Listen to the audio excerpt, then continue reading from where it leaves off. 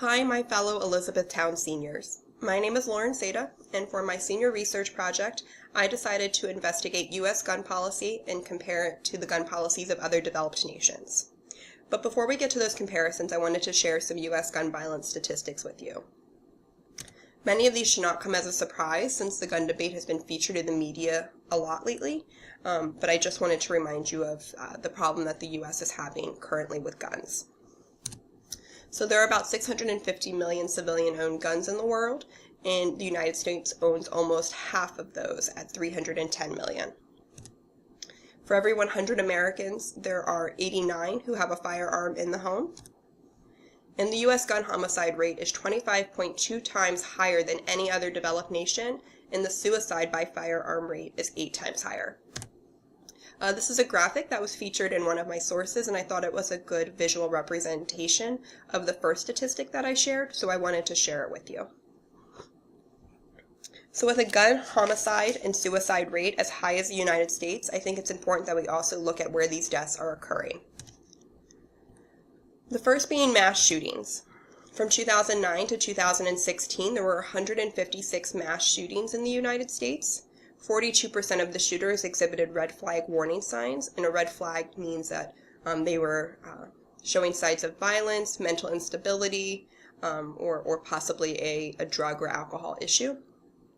And 34% of these shooters were prohibited from possessing a firearm, which means there was some kind of protective order placed against them for some reason, saying that they were not safe and they were at risk and they should not have a firearm in their possession. Domestic violence is another major issue when it comes to firearms. 54% of mass shootings start as cases of domestic assault, and domestic assaults involving a firearm are 12 times more likely to result in homicide. And 4.5 million women report being threatened with a gun by a loved one. I actually found a quote really interesting in one of my sources. They said, "The only thing separating a battered woman and a murdered woman is a gun." That was kind of eye-opening and kind of sad, so I wanted to share that with you. And this is a graph, a table that was featured in one of my sources, breaking down our firearm homicide rate and non-firearm homicide and suicide rates in the U.S. in 2010. So you can see in the very bottom, in the third column to your right, that there were 14,000 firearm deaths in 2010 for 35 to 64-year-olds, and actually 31,000 per 100,000 population in 2010. So that's a lot. That's a lot of people dying by firearms, and you'll see that that's way higher than any of the other developed nations that I'm going to discuss. All right, so suicide. 21,000 Americans attempt suicide with a firearm each year, and 90% of them are successful. And when you look at suicide rates for other methods of suicide, the statistic actually reverses. Only 10% are successful when they're using a method like hanging or drug overdose. And 90% of the 90% who are unsuccessful will not attempt suicide again. And then 500 children each year attempt suicide with a gun that is found in their home. And the presence of a gun in the home triples the risk of suicide. And this rate is actually 7 times, the risk of suicide is 7 times higher during the first year that a gun is in the home. And then gang violence. 90% of all gang-related homicides are committed with a gun. And this was about 770 murders in the 5-year span of 2003 to 2008. And most gang-related murders only occur because a gun is present. They're normally arguments between gangs that are then escalated because a gun is there, or they're retaliatory violence. Typically, they're not actually crime-related like many of us may think. So why are so many gun deaths happening in the U.S.? Why do we seem to be very gun out of control compared to other developed nations? Well, that's because U.S. policy is kind of lax compared to other countries, and we do have some loopholes in our policies. So first, we've had little change over the last 75 years. There's only really 3 major firearm policies in U.S. history. The first being the Federal Firearms Act of 1938, and then the Gun Control Act of 1968, and the Firearms Owner Protection Act of 1986, or FOPA. The Gun Control Act of 1968 was probably our most progressive policy in history. It was pushed after the deaths of Martin Luther King, John F. Kennedy, and Robert Kennedy. And it did put some provisions in there that helped protect Americans from gun violence, but in 1986, the gun lobby really wanted to roll back some of those provisions, so they pushed for the implementation of FOPA. And FOPA really weakened our gun policy. It reduced license dealer requirements, it redefined how firearms could be sold, and it also rolled back provisions and background checks. Before, background checks used to include both felonies and misdemeanor crimes, and now they only include felony crimes. It also created a lot of loopholes for manufacturers and dealers. So what are these loopholes? Well, the first is regarding IDs. Buyers are required to present an ID to a licensed dealer, but they're not required to present that ID when they're purchasing from an unlicensed dealer, like a gun show or an outdoor show. And 40% of all guns and 80% of handguns used in crimes are purchased from unlicensed dealers. The next one is regarding misdemeanor violent crimes not needing to be reported in background checks. So individuals convicted of a felony or domestic violence offenders are prohibited from purchasing a firearm, but persons convicted of misdemeanor violent crimes are not prohibited from purchasing a firearm. But in Illinois, they found that 43% of those convicted of homicide were actually banned from possessing a firearm, but somehow were still able to obtain one and use it in a murder. And of the other 57%, more than half had a criminal history that did not, They had a criminal history but that did not prevent them from possessing a firearm, which means that they had some kind of misdemeanor violent crime on there, or other misdemeanor crime. So they were still able to purchase a firearm, but obviously these individuals were at risk because they still committed a homicide. And then finally, age of possession. Children under the age of 18 are permitted to purchase a handgun, are not permitted to purchase a handgun, but there's no federal age minimum in place for purchasing a long gun or possessing a long gun, and a long gun is like a rifle or a shotgun. Another major concern with the U.S. is that there's no federal funding for research for gun violence crimes. In the 1980s, the Centers for Disease Control invested in a gun violence research department. However, the Dickey Amendment of 1996 banned federal funding for programs that may advocate for gun control. So the CDC had only put aside $2.6 million for this gun violence research program, and Congress actually cut the CDC's budget in 1996 by exactly $2.6 million, in an effort to show that they really wanted them to stop investing in gun violence research. Then in the 2000s, President Obama requested that the National Institutes of Health invest $11.4 million into gun violence projects, but recently, just in 2016, the Trump administration drastically cut the National Institutes of Health budget, pretty much eliminating their gun violence programs. So that means that most of the research burden has been placed on private organizations, universities, and think tanks who have private grants. All right, so now let's get to those comparisons. This is a graphic that I wanted to share with you that kind of really puts into perspective just how the United States compares to other countries when it comes to gun homicide rates per 100,000 people. So the United States there, you can see, is right there at the top, and they far exceed the number of deaths of any other developed nation.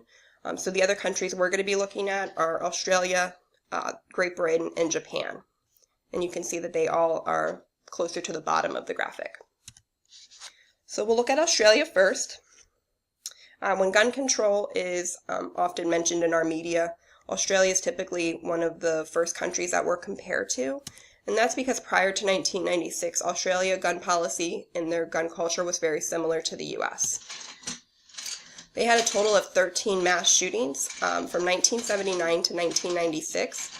That was equated to a total of 104 dead and 52 injured. And the real turning point was in 1996 when they had the Tasmania mass shooting. There were 35 dead in just that single shooting and 19 injured. And the Prime Minister started working with lawmakers in his country to develop and implement the National Firearms Agreement. And the National Firearms Agreement put a ban on all semi-automatic rifles and large-capacity magazines. It mandated license and registrations for firearms and also included a buyback program. The first program ran from 1997 to 2001, and the country purchased back over 660,000 semi-automatic rifles from their citizens, and then they also bought back 70,000 handguns in 2003. And what I found really surprising in my research was that they also saw thousands of still legal firearms that were voluntarily turned in by their citizens, just in an effort to make Australia safer.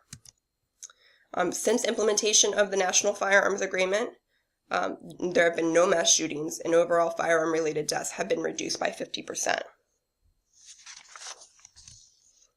The National Firearms Agreement also included provisions for storage and securement, record keeping for purchasing and gun transfers, and also implemented a 28-day waiting period for firearms. And then the U.S. compared to Great Britain. Like Australia, Great Britain has made significant changes to their gun policies following serious shootings. Great Britain has gone so far that their policies are now considered some of the strictest in the world. So they had the Firearms Act of 1968, which serves as their primary gun legislation. But they issued amendments after some devastating massacres in 1988 and 1997. The first being the Hungerford Massacre of 1988. A shooter obtained some high-velocity rifles and was able to murder 16 people, including his mother and himself. So the government issued an amendment on their Firearms Act, which imposed bans on high-powered rifles and better controls on large-capacity magazines. And then the Dunblane Massacre of 1997, 16 school children were shot and murdered and 1 teacher. And it was done with 2 rifles and 4 handguns. The public was really concerned about this, that a shooter was able to have access to so many handguns. So lawmakers implemented a ban on all handguns. And now low-caliber handguns are only permitted to be used at licensed firearm facilities. Like Australia, Great Britain also had a buyback program in 1997. They purchased at market value 162,000 firearms and 700 tons of ammunition from their citizens. And the amendment that was issued in 1997 required buyers to obtain certificate of ownership, and they had to prove necessity for a firearm. And that means that they couldn't just say that they wanted to own this gun or that they needed it for self-defense. They needed to prove sufficient necessity. However, this nation still has problems with gun violence. There were 11,000 gun crimes just in 2010 and 2011, and they have seen an increase in illegal gun purchases. And I think that the reason that they have probably a bigger issue with illegal gun purchases and gun crime more than Australia is because they do have bordering nations. So there is a lot easier access for gun smuggling, where Australia kind of sits off by itself. They don't have that same problem. And then finally, we wanted to look at Japan, and Japan is vastly different from the U.S. as far as gun culture and gun policy. Their gun policy actually started back in the 16th century with the sword hunt, which banned ownership of all firearms outside of the military. And then in 1910, they implemented the Firearms and Explosives Control Law, which allowed civilians to purchase firearms under strict restrictions. And then in 1958, they implemented another gun law which prohibited carrying a gun or sword in any public place. What I found interesting is that most of those laws were implemented not because of civilian gun and sword problems, but because of Japanese gangs. And they were trying to stop Japanese gangs from gun and sword violence. And then they put additional amendments in place in 1965, 2006, and 2008. Banning unauthorized imports, raising age of possession to the age of 22, and banning shotguns. And then strict licensing requirements were put in place, which included mental health checks, mandatory minimums for unlawful use and possession. And then the gun culture is very different from the US. Because Japanese gun policy has been in place for so long, many Japanese civilians have never even seen a firearm. And there's really no debate over gun control in their country like there is here. It's just accepted as normal and considered a reasonable safety measure. One of the primary differences between the nations I've discussed in the US is that gun ownership is not a right there. It wasn't written into their constitution as it was for us.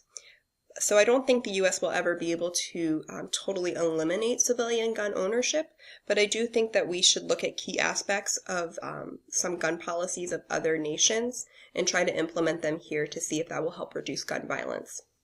And some of those suggestions include firearm licensing. This has been proven to reduce gun violence and gun trafficking. It's supported by Americans and American gun owners. And when we look at 2 states who have tried to implement firearm licensing at the state level, Massachusetts has 3 different levels of firearm licensing. Practical and written safety exams are required, as well as renewals every 6 to 10 years. And they've seen a reduction in both gun violence, homicides, suicides, and trafficking. But Missouri, who also implemented similar policies, repealed them in 2007, and as a result, they have seen gun crime and gun homicide increase by 25%. And then comprehensive background checks. Currently, there's no background check requirement when you're purchasing from an unlicensed dealer, and when purchasing from a licensed dealer, they do instant checks, which are not thorough enough. I found it really surprising that in Colorado, almost 400 sales were blocked in 2 years to individuals who would have passed an instant check, and that's because Colorado implemented a comprehensive background check policy. And of those 400 individuals, people with sexual assault crimes on their criminal history, restraining orders, and mental illness, all would have passed the instant check, but because of Colorado's comprehensive background check requirement, they were blocked and likely prevented from committing a serious crime. And then waiting periods.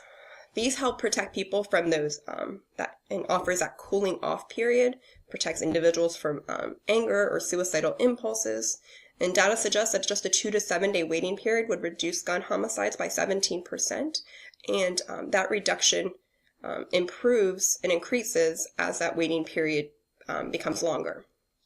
States with waiting periods currently in place avoid about 750 gun deaths per year. And if we were to mandate that federally, we could save an additional 910 lives every year. And then bulk gun purchases. Currently, the federal law does not limit the number of guns a person can buy in a given period. 22% of guns used in crime are currently sold during a multiple sale. And handguns in multiple sales are 64% more likely to be used in a crime. Licensed dealers are required to report multiple sales to the ATF, but there's no federal law stopping a multiple sale.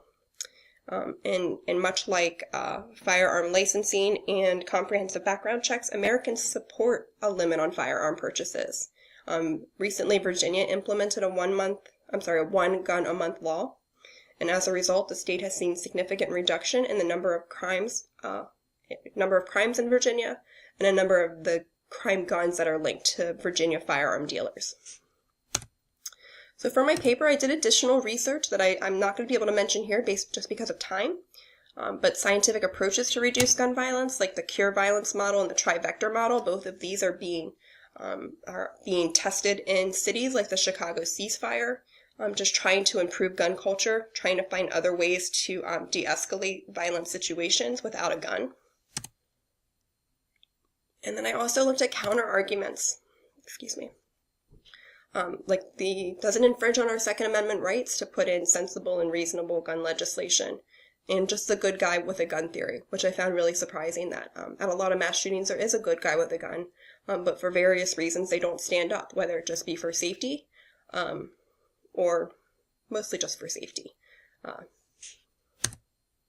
in conclusion, it's evident that America has a gun problem. The statistics are there.